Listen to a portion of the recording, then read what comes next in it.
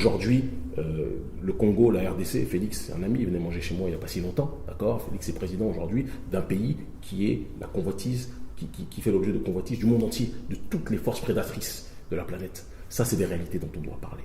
Et il faut qu'on arrête d'être distrait.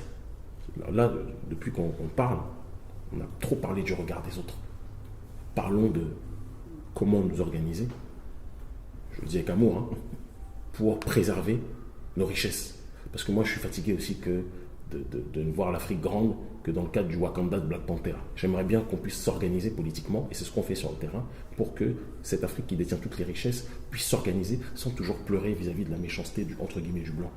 Il y a des blancs qui sont bons, il y a des blancs qui sont mauvais, il y a des noirs qui sont bons, il y a des noirs qui sont mauvais. Passons à autre chose, voyons ce qu'on peut faire pour préserver les ressources de nos terres et sortons de ce processus-là du regard de l'autre. Moi, je m'en fous du regard des blancs. Je me suis libéré de ça.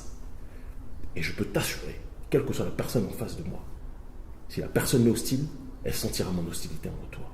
Et si la personne a de l'amour, quelle que soit sa couleur de peau, elle sentira ma fraternité en retour.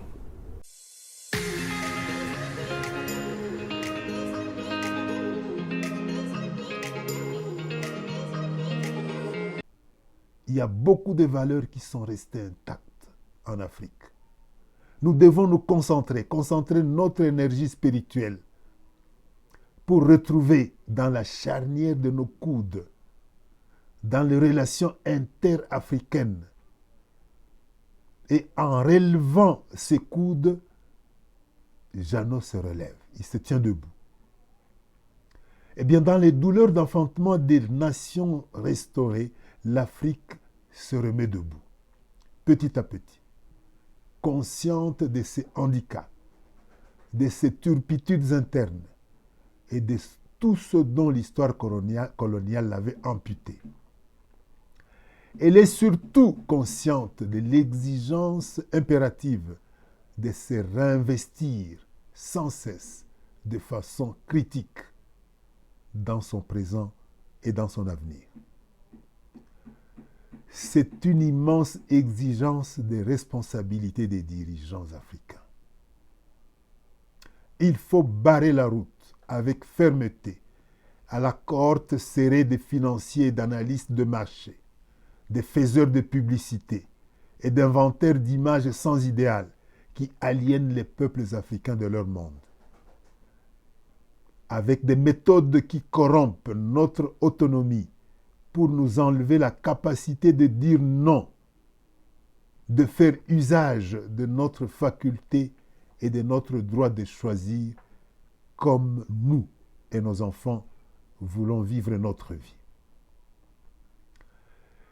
Il ne suffira plus de rechercher les moyens. L'Afrique doit d'abord réinventer des buts originaux, des stratégies spécialement africaines et des voies pour un projet de société original.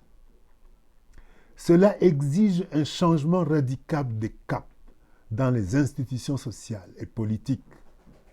Cela exige des conversions profondes dans les mesures sociales, politiques, des conversions profondes dans les objectifs économiques et financiers, particulièrement dans la fixation des barèmes des fonctionnaires.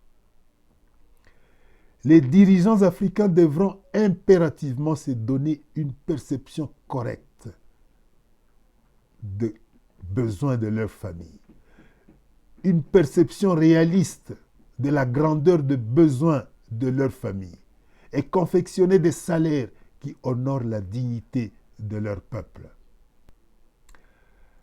L'enjeu est de taille, on peut le pressentir, car les personnes possédant les capacités d'introduire ces changements sont emprisonnées par des habitudes d'esprit. Ces personnes sont soumises à des pressions d'institutions et sont esclaves de la séduction du confort. Ils doivent faire des révérences aux nouveaux dieux du marché auxquels elles sont obligées de rendre compte si elles veulent garder leur pouvoir.